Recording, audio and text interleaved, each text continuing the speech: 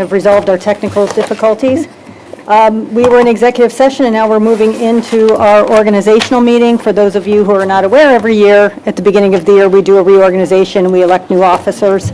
So our first item on the agenda is the election of the board president, and I would like to make a motion to nominate Malia Lewis as board president for 2025. Malia has served ably as vice president. She's served ably as president before. I completely trust her in this role, and she was president the year we did a year of negotiations that went so smoothly, no one even knew they happened, and I'm hoping that we would have the same again. So I think Malia would be very well poised to be president for 2025. So Thank you, Jody. do I have a second for Malia for president? I will happily second that. Any other comments? I'm honored. And I know you'll do a good job. So, Mr. Gaynor, will you call the roll? Mr. Hines. Yes. Ms. Lewis. Yes. Ms. Serini. Yes. Mr. Trimble. Yes. Ms. Crenshaw. Yes. All right, now we will switch seats, so if you'll bear with us, Malia will take over. You're both about the same height, so the seats don't have to go. Yeah, nobody Well, has to actually, adjust the seat. we're going to have a conversation about that because I want the shorter chair for the remainder of the year. Don't forget your nameplate. Oh, everything. Okay. It's going to take a while. And thank you for being willing to serve in this role. Well, it's going to be an exciting year.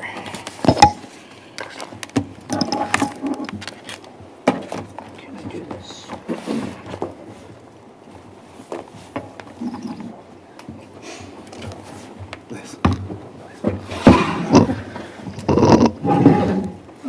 Thank you.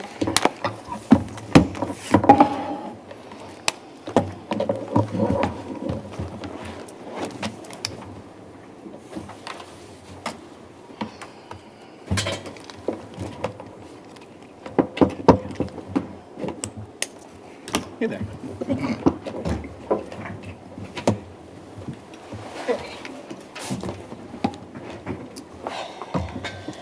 Thank you.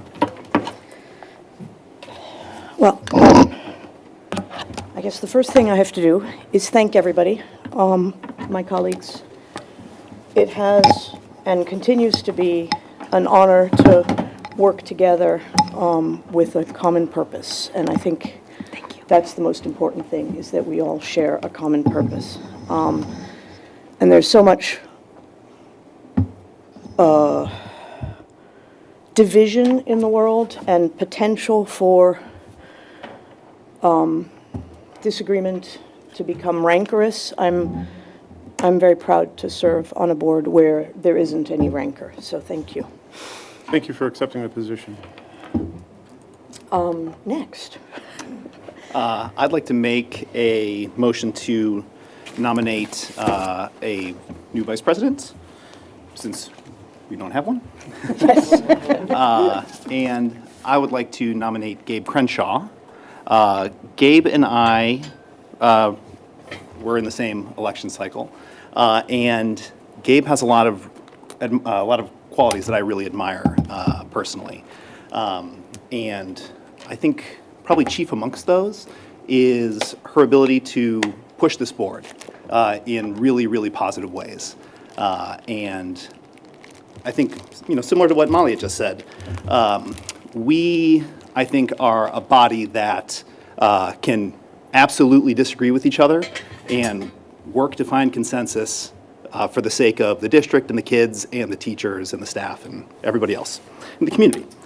And so I'm humbled to ask Gabe to step into that role to sort of elevate her leadership and to continue to push this group. And I'd like to second that. Gabe also served very ably as the president of the library board several years ago, and I look forward to seeing the direction that we go as a board with some new leadership. Thank you. Gabe also has a high school diploma from The Cleveland Heights High School. The Cleveland Heights High School. Right. An I alumni. do, yep. So does my husband, so does my oldest daughter, and my youngest daughter will too. Soon. Soon, Very soon, right? Yes. Amen. And there's nothing more wonderful than being able to hand your child Oh, Yes, it's the best. a diploma. It's the I'm It looking was forward to that. amazing. yes. Yeah, a couple of us have been able to do that. It's very fun. It's more than fun. I mean, it's, It makes it all worth it. yeah. Mr. Gaynor, will you call the roll, please? Ms. Lewis, Yes. Ms. Serini, Yes. Mr. Trimble, Yes. Ms. Crenshaw, Yes, Mr. Hines. Yes. Thank you for accepting that role. thank you. And now you will watch your hours of service double. So, Yes. Well, I would like to appoint Phil Trimble as our treasurer pro tem. I will second that. I can second in a few moments. No, it'd be a second, yeah. I would like to second that. I've known Phil quite a long time, and he's always been a good leader, and I look forward to also seeing him move up through the ranks and take on more leadership on this board. I will second that. Mr. Gaynor? Ms. Serini, Yes. Mr. Trimble, Yes. Ms. Crenshaw, Yes, Mr. Hines, Yes. Ms. Lewis. Yes. I was watching how you did that, Scott, just in case I ever have to. All right. you can handle it. Scott will problem. give You can Scott do will give you a sheet so you can do it the old-fashioned way. You'll get some training, too. Okay, now that we've got that under our belts, we need to consider the consent agenda. Do I have a motion to consider the consent agenda? I motion we consider the consent agenda. Second, as if it's needed. Okay, so this particular consent agenda is all the boring stuff that we do every year. So times and dates of our meetings, remuneration as limited by the Ohio Revised Code, authorizing sales tax payment when it is, what's the term? Impractical. Impractical to go tax-free the way we usually do. Petty cash funds to all the people who manage those in the different buildings. Standard mileage rate reimbursement, which is the number given to us by the federal government, et cetera, et cetera. Do I have any discussion on these items? I'd just like to remind the community, and this is a good time to do it, that members of the Board of Education, by state law, earn $125 per meeting, Maximum? with a maximum of $5,000 over the course of a year. And no, there is not a company car provided. I've been working on that. But, yeah, so, and I think that in the time that the three of us have served, we have only reached the $5,000 mark one year, which was when we had a number of meetings more than usual because we were looking for a superintendent, Which we happen to have now. which we happen to have now, and was worth all those extra meetings to find just the right fit. And that year, I think we used up all of our paid meetings by October, and we were working without that $125 a meeting for November and December. So just like the community to be aware of that. Occasionally, there are rumors flying around about all the perks that come with this position, and they are wrong. Including swag. Everybody thinks we get free swag. We don't get free swag normally. We write checks to the Heights Alumni Foundation like Yes, everybody and- else. Yeah. One thing that I did just in the course of this past year of service, I was just doing like back of the envelope math, and I, at least for me personally, just given like time dedicated to school board activities outside, essentially outside of gavelled meetings, Phil. I made below the federal minimum wage. Yeah. Happily, yeah. Yeah, no, you don't want to know. And what does city councils get? Not enough. $9,000 or $11,000 a year, yeah, $10,000 yeah, yeah. last time I looked Roughly at it. double, Yeah. roughly double what And a school I don't board want member people to makes. think I'm complaining. No. Nobody would do this for the money. We do this because we love the students. we love the district. We love serving our neighbors. So It is a hard work. it is. And it is a labor of love. So one thing I would like to bring up, just because we assume it's going to be the same from year to year, and it depends on individual people's schedules, our meetings are currently the first and third Tuesday of the month at 7 o'clock, except when they're not. Is there any reason to reconsider that schedule? Okay, then we will leave it be. Because that's, that's the one thing that might reasonably change if somebody had a standing The commitment. first being the regular meeting and the third being the work session. The work session, correct. And the work session frequently starts at 6:30, so that we can get home a bit earlier, maybe? Okay. Anything else on this list that we need to mention? I don't think so. Everything else is pretty routine. Yeah, the one thing that I would really quickly mention is our membership in the Ohio School Boards Association is in here as well. What is that a year, Scott? Sorry to test you. I want to say that was 7,500-ish. Yeah, Yeah. but we get back way, way more in terms of Yeah, benefit. and that's It's a- for all the, the professional development and access to, those kinds of things, but also all the literature they put out and that kind of stuff too, so. Doesn't that also get us access to like the purchasing The binders. consortiums? Yes, and- Yeah, so. Yes. it pays for itself. Well, Yeah, and it's a- OEPI is also the purchasing consortium, right? That- No, OEPI is the Howard Fleeters. Fleeters tax. Okay. Yeah. Well worth information. it. Both of these are things which, Yeah, but to Dan's point, the Workers' Comp Consortium is through OSBA. Yes. So Okay. the savings we get from that more than offsets the cost of the membership. are we ready? Mr. Gaynor, will you call the roll? Mr. Trimble, Yes. Ms. Crenshaw, Yes. Mr. Hines. Yes. Ms. Lewis, Yes. Ms. Serini. Yes. Okay. Now, you're going to love this. I need a motion to adjourn this meeting, please. I motion we adjourn this Second. meeting. Oh. Second.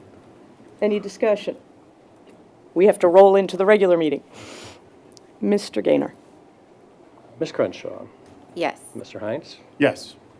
Ms. Lewis, Yes. Ms. Serini, Yes. Mr. Trimble. Yes.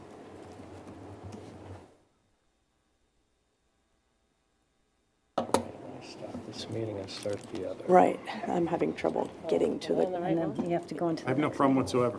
yeah, right. Okay, there we go. Here we are. But that's on the board docs that you have to go into the other meeting. I need to come out of here. No, no, you're fine, yeah. Oh, okay. If you So go into do we board need to docs- call Oh, roll okay, okay. for the second meeting? Or can we all assume we're still here? I would call the roll. I would go ahead and do it just because Okay. procedurally, and that with board docs, it requires you to. Got it, okay. that. Otherwise, I Welcome, would say everybody, no. to the regular meeting of the Cleveland Heights University Heights City School District for the 7th of January, 2025. This is our first regular meeting of the calendar year. Mr. Gaynor, will you call the roll, please? Ms. Crenshaw, Here. Mr. Hines, Still here. Ms. Lewis. Here. Ms. Serini, Still here as well. Mr. Trimble. Here. First up, we have awards and recognitions. Okay. Good evening and welcome, everyone. I will begin tonight's awards and recognitions by turning it over to the Heights Schools Foundation to present their Volunteer of the Year Award. Hello, thanks for having me. For those of you who don't know, my name is Betsy Friedlander from the great class of 1990. And if I could have any of our board members that are here tonight just come up and stand with me as I announce our Volunteer of the Year. Dan in his dual role. I'd like to recognize a volunteer who has been with the foundation long before we were even a foundation, back when we were just an alumni association. If there was an award for Volunteer of the Decade, you would get this. But as it is, this is just for this year. She has been an integral part, comes on a weekly basis, really is the heart of the archives. For those of you who haven't visited, we'd love to have you. So I'd just like to honor Sherry Dewar from the June class of 1964. Sherry, if you'd come on up.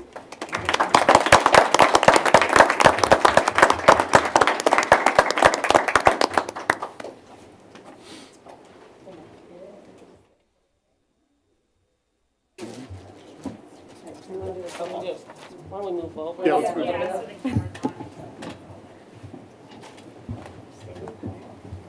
Sherry, you're in the middle. You'll look taller that way.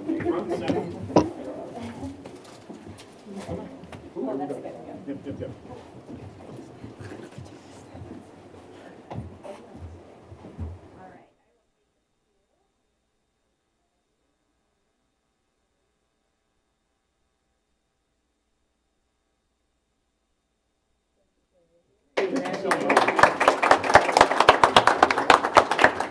Thank you for your time, everyone.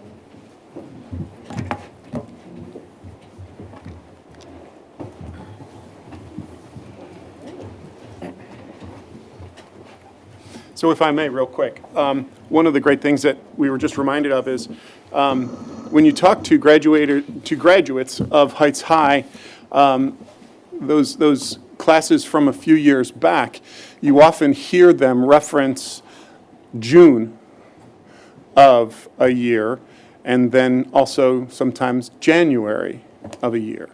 And that is because until 1972, I believe, we had 2 graduating classes per year.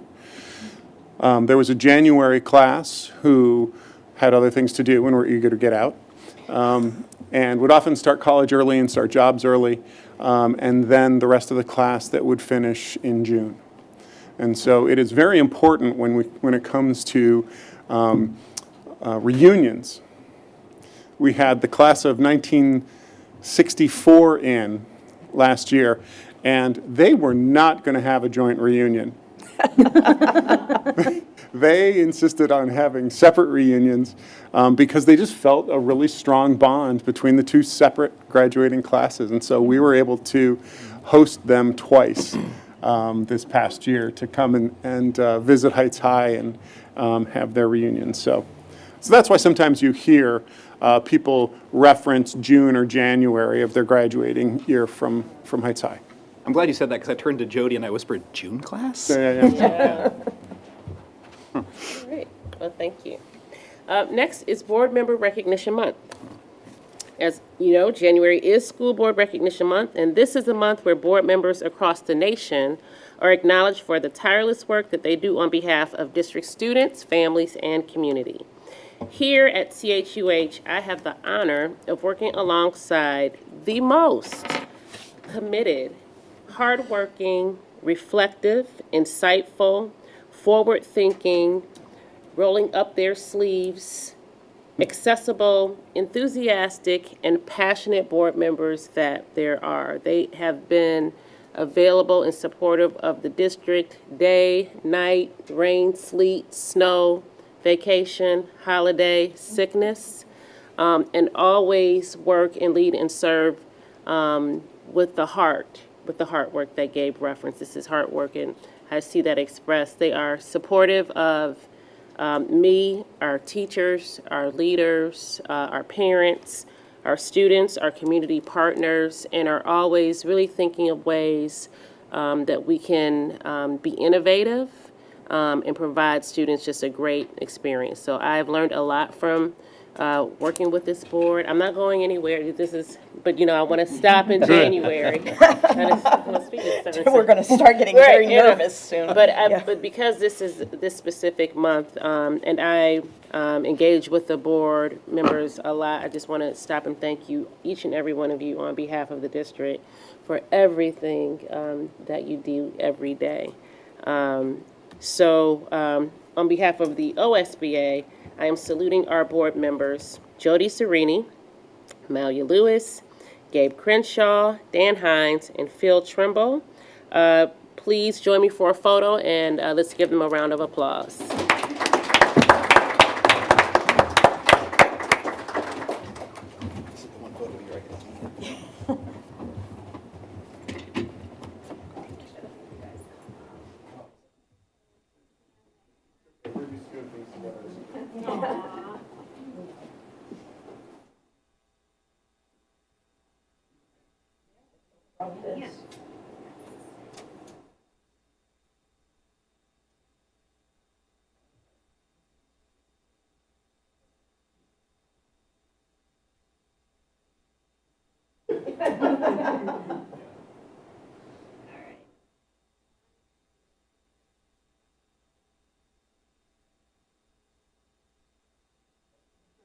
Thank you, Liz. Thank you, Liz. Thank you.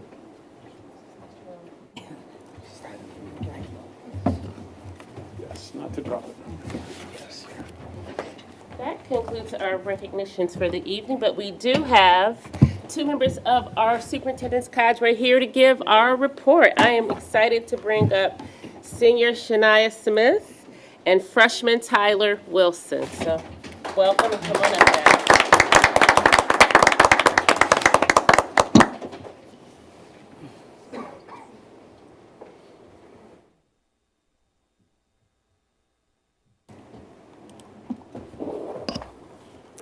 Good evening, Board of Education. Good evening, Board of Education members, Superintendent Kirby, and Mr. Grainer. My name is Tyler Wilson. I'm a freshman at Heights High.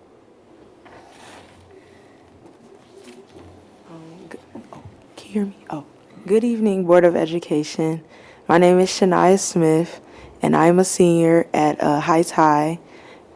And as members of the superintendent student cadre, we are here to give a brief report about what's happening at Heights High, and we are honored to be here this evening, and thank you for this opportunity. First, we would like to tell you about our athletics team and provide an update about several upcoming events at Heights High.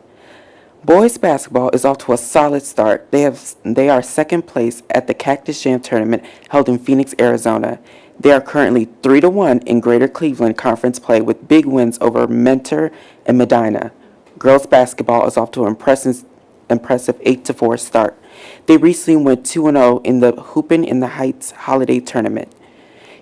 Heights High launched its first ever gymnastics team this winter. Thank you to sophomore Ray Shapiro for her participation. We look forward to seeing this program grow. Heights Hockey saw the return of their annual holiday tournament over break. The Tigers fought hard throughout the tournament. Thanks to all the parents and coaches for their assistance in bringing back the tournament. The Heights Swim program has had early success in their dual meet schedule. The boys team picked up a big GCC win against Brunswick. Additionally, senior Jack Morehouse took first place in the 100-yard breaststroke this past weekend at the GCC Championship.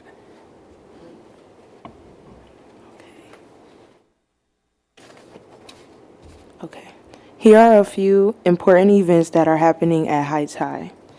The Heights High Vocal Music Department held their annual winter concert on Friday, December 13th. The concert featured a fun mix of traditional and modern holiday songs and dances performed by the Assembles.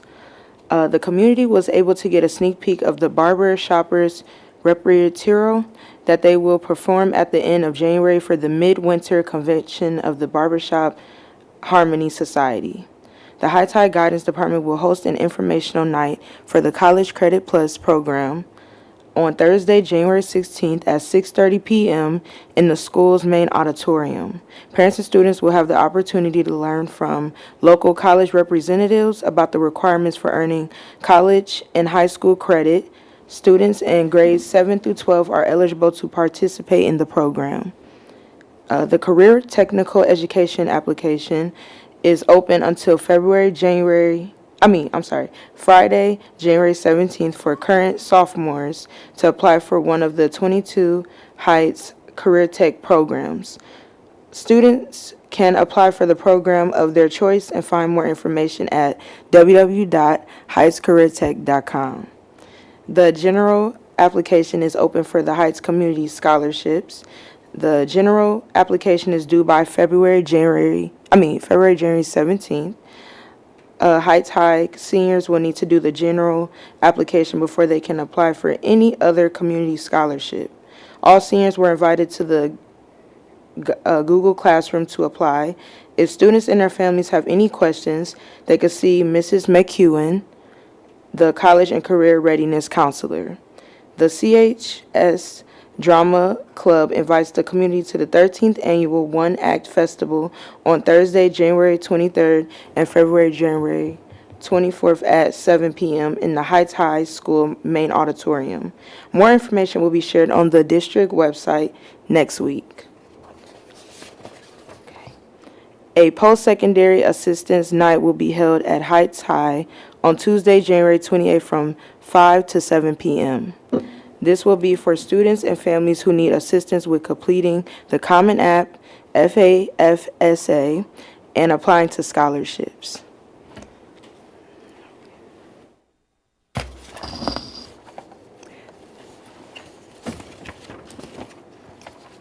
Next, I would like to talk about our theme this year, Heights United, and what that means to me. Heights United means to me a shared goal of becoming leaders while uplifting one another to reach said goal, and also graduating with a diploma in hand at the end of senior year. It also means Heights United as one, no matter the differences and based on diversity and equality. Okay, now we'll speak about Heights United and what that means to me. To me, Heights United means staff, family, students, and community all coming together to work to achieve greatness, success, excellence, equality, and progression. Thank you so much for your time. Thank you both. Thank you.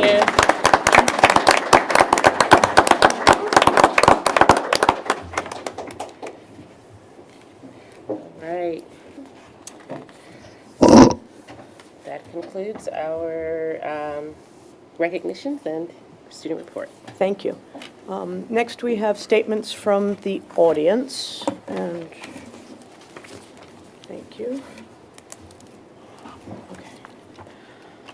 Okay. The board asks that you please refrain from mentioning specific students or employees by name in your comments. If your comments involve a student or an employee, the board asks that you please not address the individual by name. We ask that you remain cognizant that we are in open meeting and possibly in the presence of students, definitely in the presence of students. Also, please limit your comments to 3 minutes. After 3 minutes, the microphone will be muted. Thank you. The first person is Albie Nickel.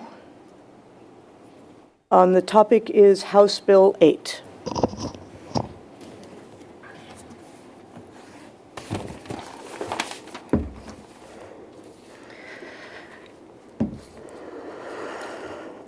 Good evening, Board President Lewis and Board.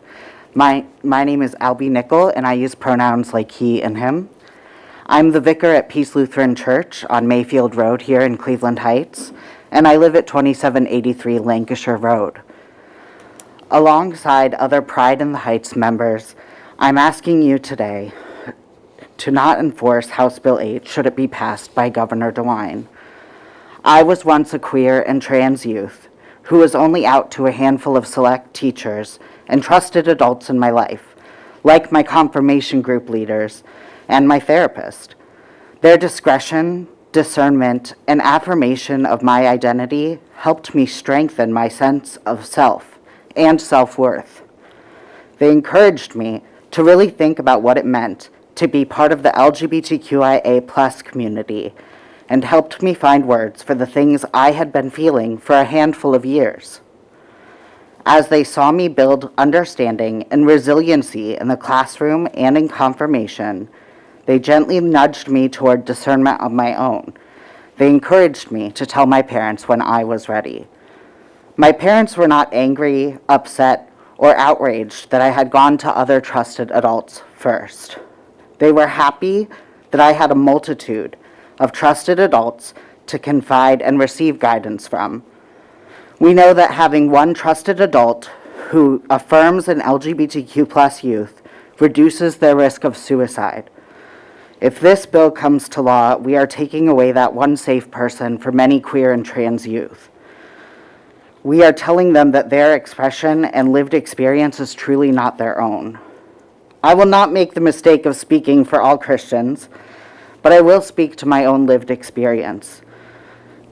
God became flesh in Jesus to set humanity free from all that binds them. To me, this includes the closet that held me captivity for years. In the ELCA, we're known to say, God's work, our hands. I'll be the first to tell you it sounds like a lot of big work to do. I think this moment, this opportunity, is where we can start, though, by being part of the liberation and light for trans and queer youth, rather than building the closets that could turn into their graves. I hope you consider a stance of non-enforcement for the sake of the youth here in Cleveland Heights and University Heights. Thank you very much. Thank you. Thank you, Mr. Mickle.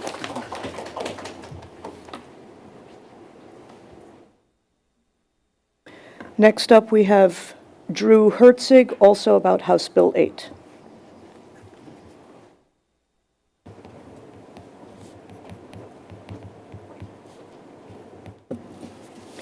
And you don't need to give us your address, by the way. That's Okay. only a city council thing. Oh, okay, yeah. It is in your notes, by the way, that we're supposed to do that, so. Yeah, you check your agenda, it says address. I'll make sure we change that. Okay, great, thank you. So, Drew Herzig, Bradford Road, Cleveland Heights. I'm one of the conveners of the Pride in the Heights. It's a local LGBTQIA+ organization. We helped organize the recent Transgender Day of Remembrance at the Community Center. I'm here to speak about House Bill 8. Before I start, though, this is my first attendance at a school board meeting, and I realize it's not fully accessible to the hard of hearing. So I'd ask the board to be more intentional with your microphones, please, because some of you just are not audible in the back row if anybody has any hearing issues. Thank you. Thank you. Thanks, we will be thing. more careful. So, House Bill 8, I'm sure you know what we're talking about. If this should become law, I'm asking the school board to be very, very slow to implement it and rather adopt an informal or formal policy of non-enforcement. Being slow to implement it, I'm sure there are going to be legal challenges. The bill is an absolute mess. It's not a clean bill.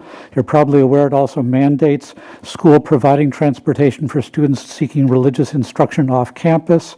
So that sort of thing, plenty of legal challenges there. It also violates federal law. Title IX includes protections for LGBTQ citizens, kind of thing. So hopefully there will be lots of legal challenges. So please be in no hurry to enforce this law. And if anything, just look the other way. That's on the legal side. On the human side, how much more are we going to terrorize our young people? They know they've got a target on their backs put there by conservatives. They know conservatives want to basically legislate them out of existence. We have to be on their side in this. Being on their side means making, if we're talking about a unity kind of thing, that means making our schools a safe place to be who they are, to talk about who they are without fear of retaliation. As Albie mentioned, study after study shows that if one affirming adult can connect with an LGBTQ youth, that might get them through the thoughts of suicide, self-harm, that sort of thing. This law would strip that away. When I was in high school, struggling with my thoughts about sexual orientation and that, I thought about killing myself, but I was able to talk to a school counselor and get some guidance on that. If I had known that that school counselor was forced by law to report to my parents, I might not be here today. That's what we're talking about. Lives are at stake. If students cannot confide in adults without fear of being outed to possibly abusive, who knows, parents or homophobic or that sort of thing, we know the incidence of homelessness among LGBTQ plus youth is very high. And we needn't talk about the suicides and suicide ideation. This legislation would absolutely, I don't know, it would be horrific in its consequences kind of thing. So please, I'm asking you again, if this becomes law, I hope it won't, but if it does, to be in no hurry to implement it, and if anything, adopt a policy of non-enforcement. Children's lives are in your hands in this issue. Thank you very much. Thank you.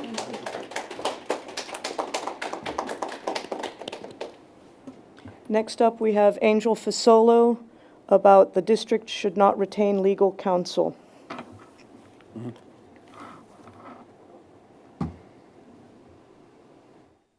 So actually, that's not what I wrote as the subject. I actually specifically said you should not retain legal counsel with Reggie Williams. He is not a district employee. He is a contracted lawyer.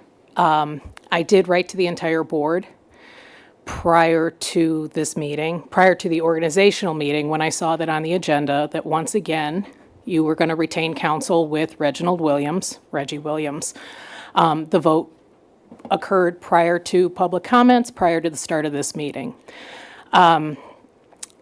While I am respectful each time I come and speak of the board's concern of not mentioning an employee by name, I do not mention employees by name. I've mentioned board members. But I also mention Reginald Williams because he is not an employee. And I keep saying he's not an employee because the district doesn't tell people he's not an employee. It's not on the website. He himself often doesn't tell people. He's a lawyer, not a district employee. He's also a named defendant in one of the multi-plaintiff, multi-defendant federal lawsuits against this district. There's currently 2 federal lawsuits against this district. Nearly a dozen plaintiffs and nearly a dozen named defendants. Reginald Williams is one of the named defendants. You guys have the opportunity not to retain counsel with somebody who's listed as a bankruptcy lawyer. For years, I have asked this board, previous members of the board, leadership hired and elected, what the qualifications are for his position, interacting with students, interacting with families. And each year, despite complaints, not only by myself, but by other people, it's been for years that you guys have had complaints about this individual, an individual who does not disclose the fact repeatedly that he is a lawyer. He speaks with families, he speaks with students, he speaks with staff, he speaks with members of the community, without disclosing the fact that he is a lawyer and not a Cleveland Heights employee. At no time have you guys updated that on the website. I believe the first time I sent an email to you guys was 2018. I could be mistaken, but it's been years. It's 2025. A simple adjustment, disclosing that information, that's your failure. That's the district's failure. When he doesn't tell people he's a lawyer, that's his failure. If a student, a family member, a staff member, anyone is speaking with somebody that they think is an employee of this district, but they are actually a lawyer, that's not right. He's a named defendant in a federal lawsuit accusing this district of violation of civil rights of our students. Thank you.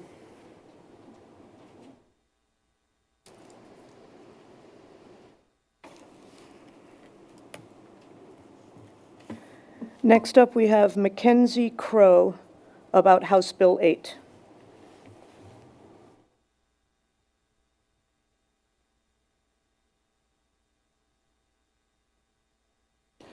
Hello, I'm Mackenzie Crow. I'm here to talk about Ohio House Bill 8 and how it may impact students. You may know it commonly as the forced outing bill in common parlance, and it is my opinion that it only serves to hurt LGBT youth and erode trust between students and teachers in the community.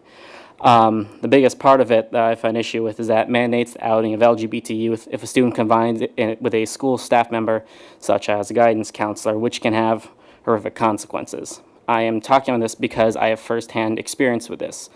Multiple friends of mine, and even one direct family member, has been kicked out of the house under 18 for being out and gay.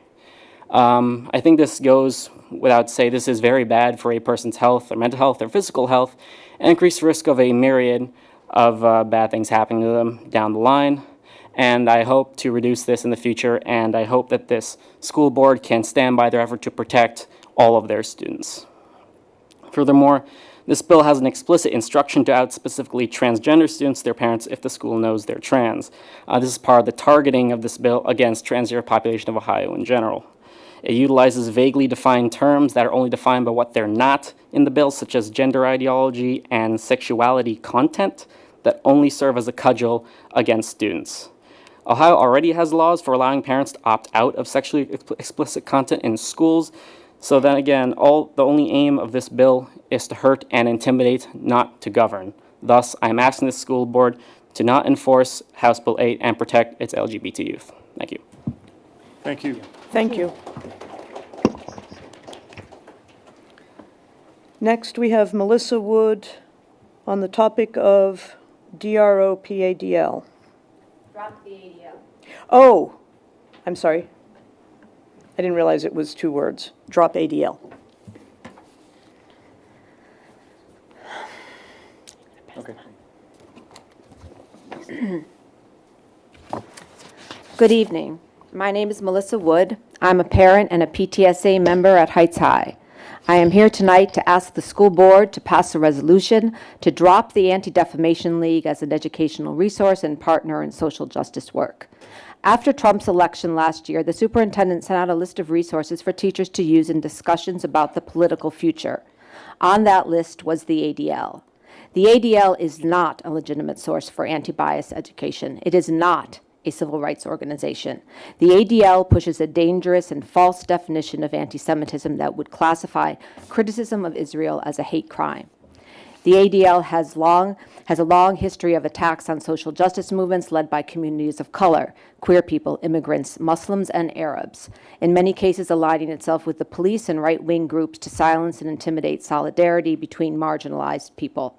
In the last 15 months, 2/3 of what the ADL has labeled as anti-Semitic incidents have been related to criticism of the actions of Israel. For example, anti-war protests on college campuses, demonstrations by the grassroots movements to end the genocide, efforts to force Israel to comply with international law, criticism of the U.S. arming of Israel, and teaching the truth about the foundation of Israel that shows the realities of occupation and colonial oppression of an indigenous population.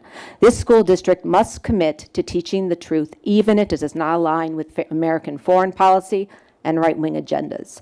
Our commitment to equity and education requires that we are very intentional when we choose what resources to use when teaching about racism and discrimination.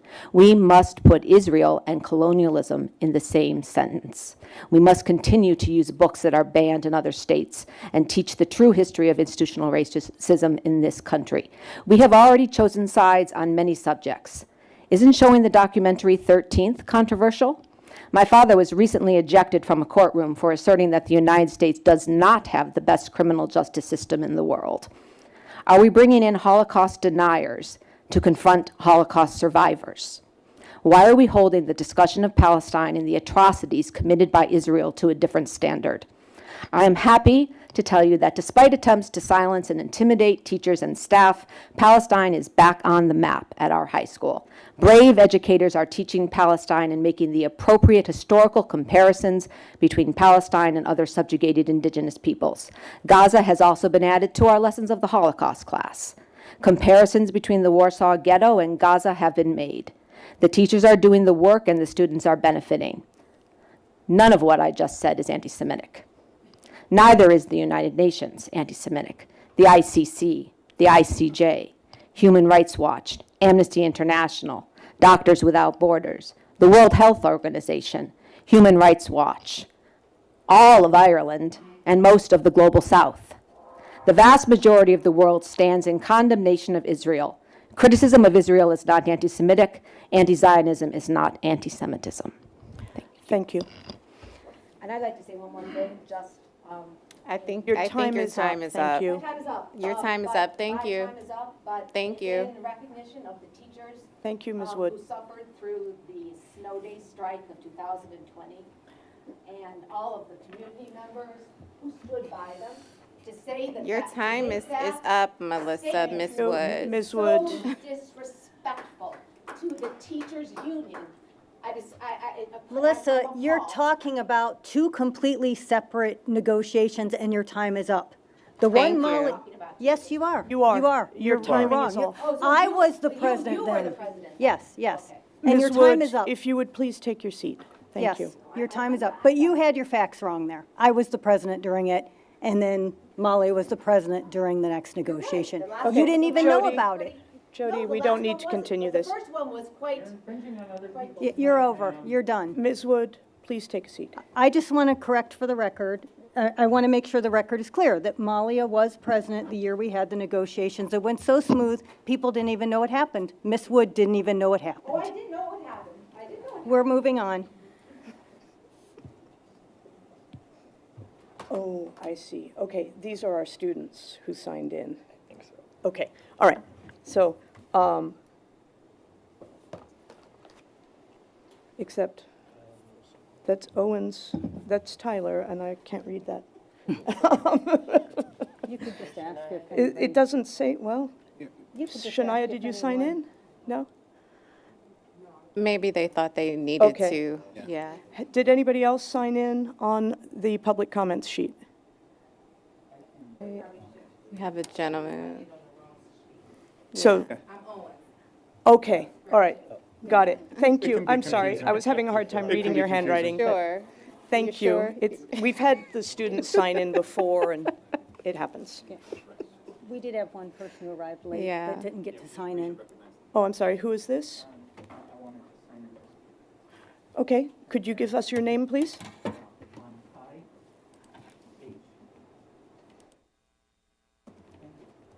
You could just have him come up and sign it, Yep. so you have it. Please come up to the podium. Just so we have it for the record, for the minutes, so we have the correct spelling of your name.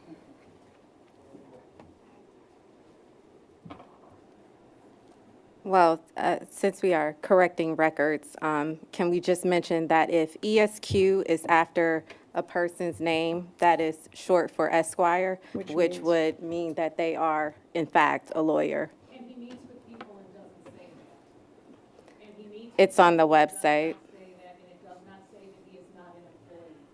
Since we're not having any kind of. Okay, following any Kai, would you please come up to the Thank you. podium? And the topic is House Bill 8.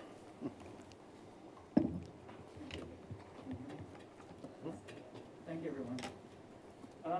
So, years and years ago, I was a student over at Wiley, even though I'm a resident of Cleveland Heights, because Monticello was not safe enough for me.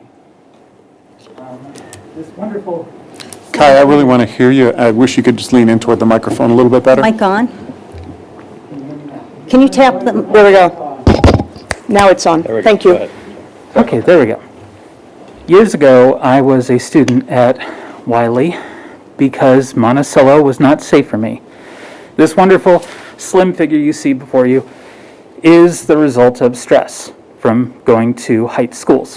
When I started high school, I had to go to religious school because that was a safer environment. Even so, back when I was just over at Wiley, right next door, I decided, because biting my nails was one of the ways that I dealt with the stress, I would paint them one day. Orange. Not pink, not blue. So it shouldn't have been a problem for anyone, but it was. And some people raised an eyebrow at me. I didn't like the attention that I got. So I had to say, okay, well, I guess I'm not doing that again. Then I got home. And I heard a lot over it, even though I peeled them off and never did it again. When I was tutoring, only a couple of years ago, I was told that we could not send notes home with the children, not because we couldn't, literally because we weren't in loco parentis, but because it risked harm to the children. That meant that putting a note home could get them beaten, could get them killed. The reality is that we know that children get beaten. We know that there are no litter boxes in the bathrooms at any school in the country. But the reality is that even if you do something that crosses a gender boundary, putting a staffer, an official, a teacher in the position where they have to enforce this rule, they have to report it to the families. That is as bad as telling the teacher or staffer that they have to kick that child out of their home, have them beaten, have them killed. It is grisly and it is unfortunate, but it is a reality and it is not something that anyone should have to decide to do. It's a lot like the weird Aldi policy that they put out a few years ago that immediately got retracted, where they were like, oh, well, we want all our staffers to wear this underwear of the gender they were assigned. How are you going to enforce that? Such is the case here with House Bill 8. It is unworthy of the historied schools of Ohio. Thank you. Thank you. Thank you, Kai.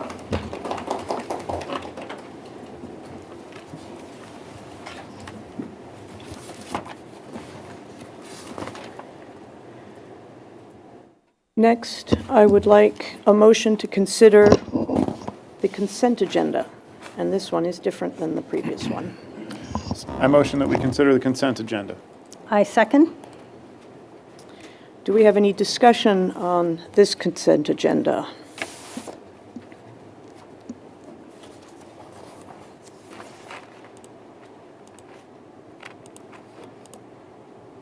Okay, hearing none. Pretty standard stuff. Yep. Mr. Gaynor? Mr. Hines? Yes. Ms. Lewis? Yes. Ms. Serini? Yes. Mr. Trimble? Yes. Ms. Crenshaw? Yes. I'm going to turn it over to Superintendent Kirby now for your update. Dokey.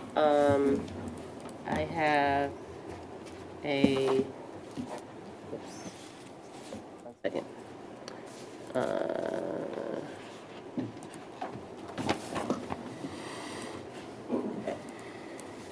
Short update because there's only been a couple weeks since we last met. So these are really more reminders and announcements as we end the semester. One thing that I do want to share is that we have a mid-year pulse check survey open to our families. We elected to do a mid-year survey because our end-of-the-year survey, we don't get a lot of participation so from our families. So doing a mid-year survey will give us an opportunity to get some early data from our families on district initiatives and district support so that we can take that information and make adjustments. So thank you to Kate and her team for putting that together. We will have that open until January 20th to families. Upcoming, we do have a Records Day this January 10th. This also marks the end of the first quarter. All schools are closed in recognition of Dr. Martin Luther King Jr. Day on the 20th. Our board work session at 6:30 p.m. on Tuesday, January 21st. We'll be doing an update on our college and career initiatives. And we have a staff development day on Monday, January 27th.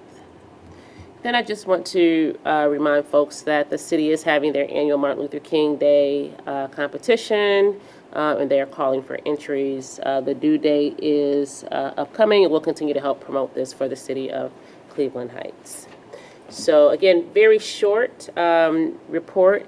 I do want to ask the board if there are any questions, and if not, we'll move to the policy readings with Dr. Lombardo. Okay. Nope. No questions. All right, so I'll turn it over to Dr. Lombardo for our policy readings. Good evening, everyone. Good evening. Evening. You'll see in board docs, we have two different groups of policies. The first one is Policy Group A. There are two policies. This will be our final reading of 5200 attendance, as well as 2265. These are both religious expression policies. You may recall the first reading was a couple weeks ago. Due to time restraints on getting these adopted, I asked for this to be the final reading. There was a question brought up about the 14-day mandatory start of school, which was on that second page. And we did resolve that by, on the first page, the superintendent does have, for such good cause, can approve things after those 14 days. So I think that does resolve that concern. So we would, I would ask the board to consider approval of these policies. I'd like a motion to consider Group A, please. I motion we consider Group A. I second. Discussion? I appreciate Dr. Lombardo's fleshing that out for us. Unfortunately, a lot of this is mandated by the state of Ohio in their current temper of religious zeal. Well, this is something that's come up a lot amongst members of other school boards around Ohio. I think if we read Policy 2265 with a Cleveland Heights, University Heights set of glasses, which most of us are wearing. Okay, Gabe and Jody are exempt for now. Contacts. Okay, contacts. The protections of individual beliefs, affiliations, ideals, or principles of political movement and ideology, which is the title of this thing given to us by the state, runs in all directions, right? Yeah, absolutely. We as a body do not require that our employees or our students adhere to any particular set of beliefs or ideologies, right? That's part of who we are. We want to teach our students to think and figure out what they think, right? And that figuring out what you believe is part of growing up, and it's incredibly difficult. It's easy until the age of 5 or 6, you just believe what your parents tell you because that's all you know. And then you go to school and you're exposed to the wide variety that is humanity and humanity's ideas. And then you spend the next 12 years figuring out who you are and what you believe. And so this policy, you know, and I've read it closely several times, does not in any way detract from our mission as a school district to help our students figure out who they are and what they believe. Yeah. This is really just the legislature solving a problem that doesn't exist, Well, they do that a instead of solving lot. the problems that do exist. That's their prerogative. So that's just something I wanted to make sure we were explicit about. Yeah. Any other thoughts? More question for Liz than a thought so much. So when we have policies like this, or House Bill 8, or other things that come to us from Columbus as sort of mandate, how does the district educate our staff in terms of how implementation goes on in the classroom and in our buildings? Well, lately, there's been a lot like that happening. If you could move your microphone I'm a sorry, little closer. yeah. Sorry. You know, we've been watching all of the legislation. There's a weekly call where kind of what's up for discussion or votes in Columbus is shared with districts. You know, we have, legal counsel also monitoring as well. Some of the recent legislation that is being considered is going to mean that we're going to have to take a look at what it means from a training perspective. I think the challenge is there's a lot of language that is vague. And I also anticipate, lots of legislation, not legislation, but litigation as a result of that. So, as we look at those policies or those bills and the changes there and with, something we have to discuss as a district in terms of what it means for us, if anything, and then what that would mean in our classrooms and schools.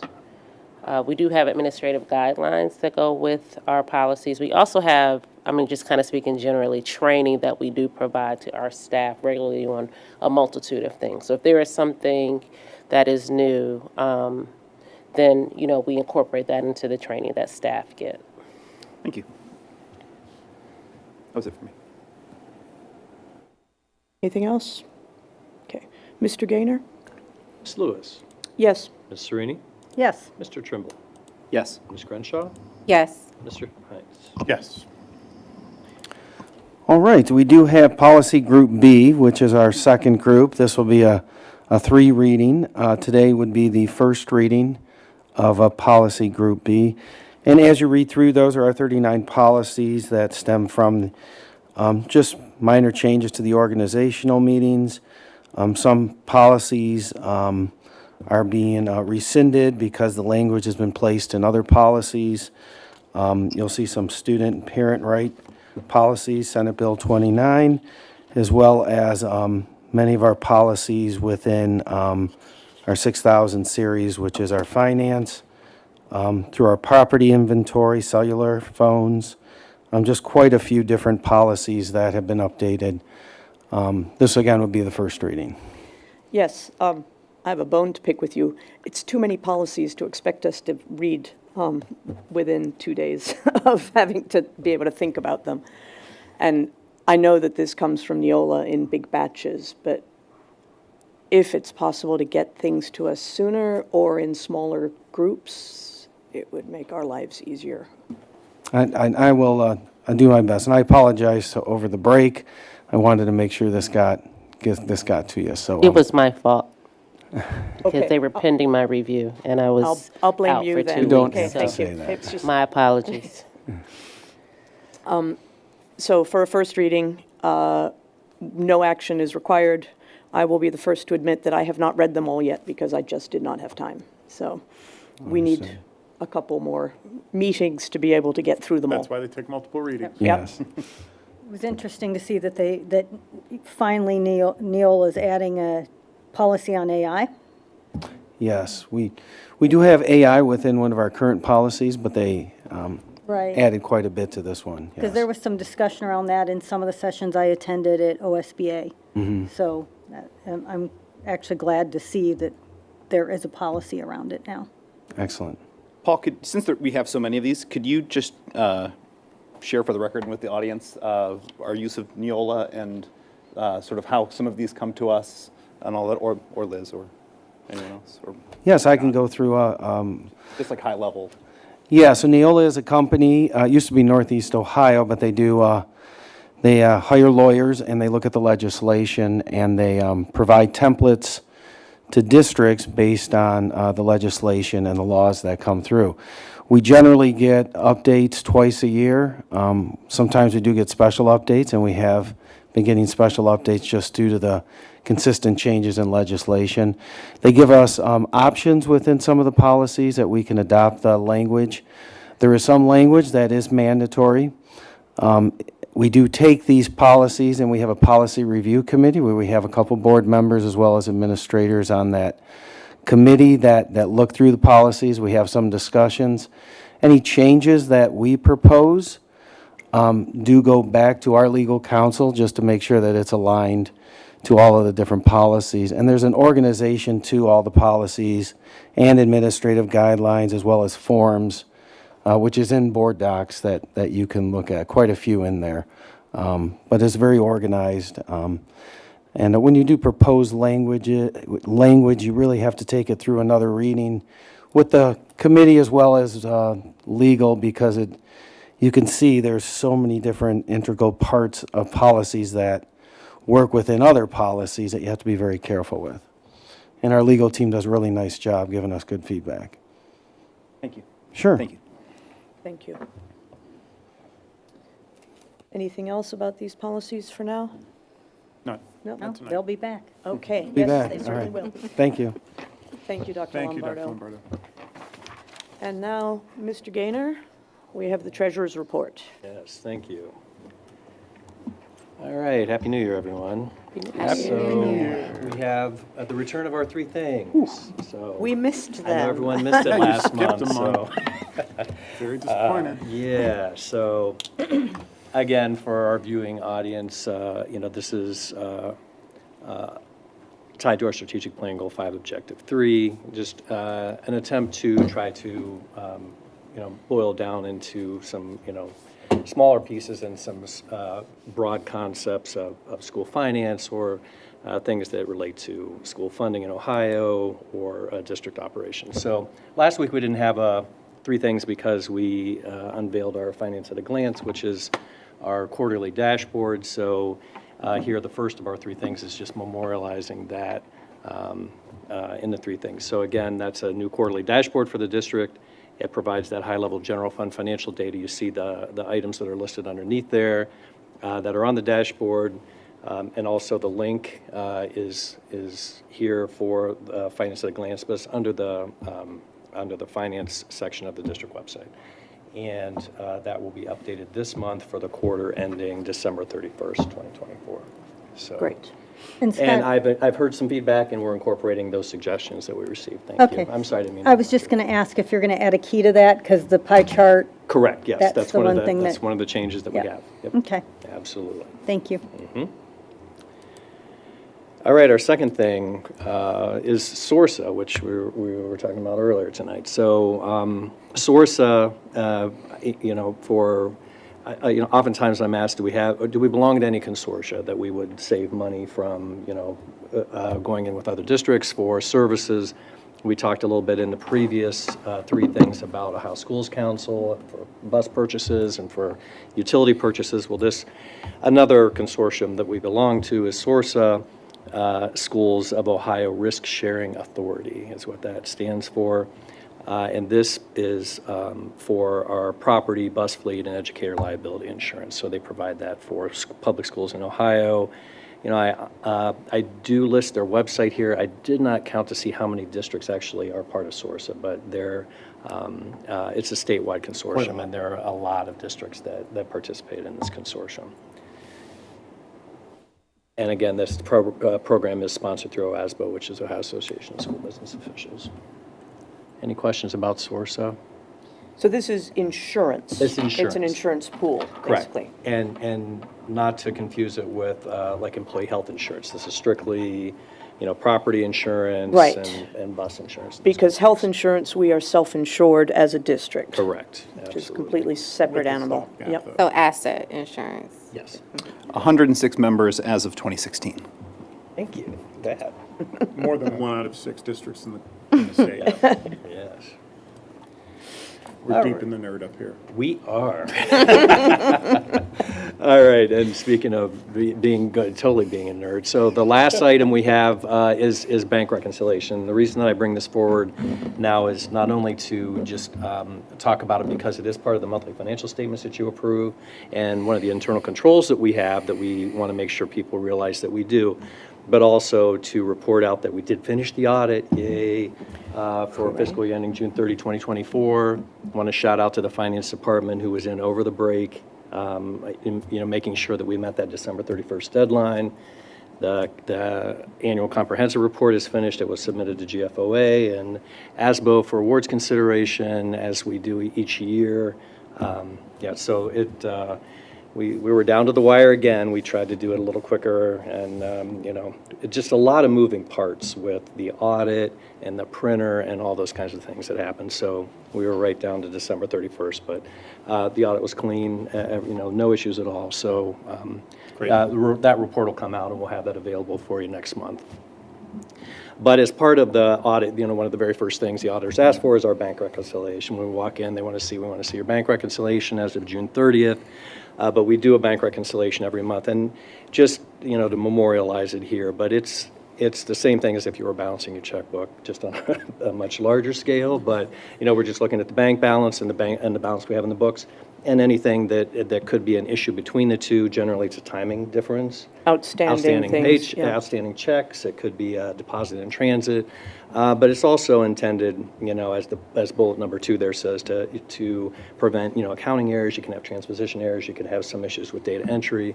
So at the end of each month, and then finally at the end of the year, we want to make sure that the books match the bank and that we can reconcile any differences. And that's one of the internal controls that the auditor state looks at when we complete the audit. We got an email from the district where I work today notifying us that they discovered that there was a 7 cents, I think, per month they were off for those who have dental insurance. Uh-oh. And I'm thinking, I bet it was discovered while they were doing this, Probably, while yeah. they were reconciling. Yeah. And so in the next few months, those people who have dental insurance are either going to have to pay 7 cents more, or they'll get 7 cents less. There you go. Yes, exactly. So that's, it's, again, one of those things that we, is so important that we actually embed it in the monthly financial statements that you approve each month, so that you, as a board, can see that we're doing this work and know that we balance to the penny, which with, $110 million, you're looking at it's a lot of work. And again, I want to shout out to the finance department. That's a big multi-person project that happens every month to make that happen. So appreciate that. Any questions on Given the number of awards that this district has received over the years for its finances, we know that your team does a fantastic job. And I need more wall space. There we go. They do a great job. I really appreciate it. I am very thankful for the team we have. They do a great job. All right, and just again, the 3 things as we do those each month, they are added out on the district website. So all previous 3 things are available for the board or the community to go out and look at any time. Thank you. That's it for me. The next item on our agenda is a standing item, which is the board president's report, and I don't have one. So off the cuff, I had a wonderful 2-week vacation, and now I'm back, so that's pretty much it. Although I will be out for a few weeks, starting Wednesday the 15th, because Yes, you I'm will. having a knee replacement, which I'm really looking forward to. And just as long as everybody grants me a little patience and grace while I recover from that, you know, we should all just be able to keep moving forward. We've been through worse. Let's see, you, he, yes, oh, God. Together. Yes, we have. That's- And Molly, if you need anything, Yeah. I know. Thank you. Please know you can count on us. Yes, yes. Well, support systems in place, they're all there, and mostly it's about getting to the hospital on time on Wednesday morning, right? I mean, that's the worst part of it. Other than that, I hope that this year goes smoothly and that we continue to work on the things that matter the most: student achievement, keeping everybody safe, and making sure that those 5,000 kiddos do the best they can and have the best options for their futures when they leave us. So that's it. Do we have any committee reports? I mean, it's been kind of dry, but. Yeah.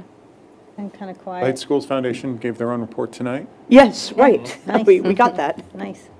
Anything else? If you don't mind, I would really like to thank those folks who came and spoke specifically on the issue of House Bill 8. Our gerrymandered legislature, gerrymandered assembly, as I like to call them, limited opposition testimony to 3 people, which is just absurd and chicken. And I think exhibits their awareness that what they're doing is wrong. And so I'm thrilled that those folks who would have liked to have had their voice heard in Columbus joined us tonight and shared their stories, their very personal stories, their very important stories. And as a person who's in our classrooms, in America's classrooms, Ohio's classrooms, every single day, it is really nice to know that there are kindred spirits out there who care deeply about our kids, regardless of what they are trying to figure out about themselves. Report, but I just wanted to make an announcement, because I just saw it and I thought it was very fun. BOPO, the Band and Orchestra Parents Organization, is hosting a fundraiser at the Grog Shop on January 25th, 2 to 6. That sounds terrible. And it's going to be performances from, it's called Heights High at the Grog Shop, and it's going to be Heights High ensembles, soloists, I'm sure small groups, and they also said some alumni are going to be there. And I ran into an alumnus at Target the other day, and they said they are going to be performing. So I think it's going to be a great Live great event. music and alcohol, sounds fantastic. I don't know about the alcohol. I just know live music. will be kids at the there. Grog Shop, 2 to 6. The flyer says there'll be a taco bar, I believe. Yes, yes. Okay, taco all right, bar. well, tacos are good too, right. But I just thought that sounded like a very fun event, and I plan to go. I bought my tickets yesterday, so Wonderful, I wanted thank to you. let the Jody? rest of the board know, and any 25th community of January. who wants to go hear some great music, because I know our students and our alumni are extremely talented, and I always enjoy going to see those kinds of performances. One thing that's sometimes kind of challenging with fundraisers like this is like, where do you buy tickets? I saw it on another parent's Facebook post and clicked on it and kind of got there, but the tickets are actually purchased through the Grog Shop's website, so I'm Right, sure yes, they're doing yep. some sort of, they're working all that out, but. Kathy knows how to do it. Yep. Yes. Another Heights grad Who's a fantastic supporter Yes. of the schools. and trailblazing female in her industry. Yep. And member of the Heights High Distinguished Alumni Hall of Fame for very good reason. Excellent. Okay, so we blasted through committee reports to new business. Any unfinished business? So much. so much. Since- Okay. Since things are still a little loose, one other sort of like announcement or correspondence, and others might have gotten an email too, but the one that I got came just to me, and it was an email from Julie Walker, expressing her, connection to the school district as a teacher in the district. But she, on the side, with some other community members, have a organization called Gatherwell that has a really, and I responded to her, I said, well, actually, I already listened to your podcast. They have a great podcast that does, announcements sort of like the one that Jody just made, sort of here's some events that are coming up. It's almost like, being able to like listen to the Heights Observer, sort of, for some of that like community-focused stuff. I love it, and it's free on the internet. It's got a great vibe to it. Yeah, Nice work. Yeah. It's definitely nice work. yeah, and they highlight a lot of school events. They originally just highlighted building heights and the middle school shorts. Yeah. That was the last episode I listened to. Right. The only other thing of note I can come up with is that I attended a meeting of the SESC, which stands for something, and I cannot remember it, but it's the community advisory group to the city for sustainability. And that was in December. Cleveland Heights one. 'cause This there's is also Cleveland Heights, and then There's also Jody is taking on the University Heights. It's a little bit of duplication of effort. It would be really nice if both cities did this together and we didn't have quite so many meetings to attend on the side, but that's another issue. We'll get there. So the district will be represented at that table, just so that we know what's going on and we can find out how best we can participate, what's appropriate, what's not. Thank you. And that's all I have. Anything else? I'm ready to make a motion to adjourn. I'm available. May I have a motion to I'm adjourn, available for Mr. you. Hines? I motion that we adjourn. May I have a second? Thank you, Ms. Yes. Crenshaw. Okay. Mr. Gaynor? Mr. Hines? Yes. Ms. Lewis? Yes. Ms. Serini? Yes. Mr. Trimble? Yes. Ms. Crenshaw? Yes. Thank you, everyone. Good night. Thank you. Good night.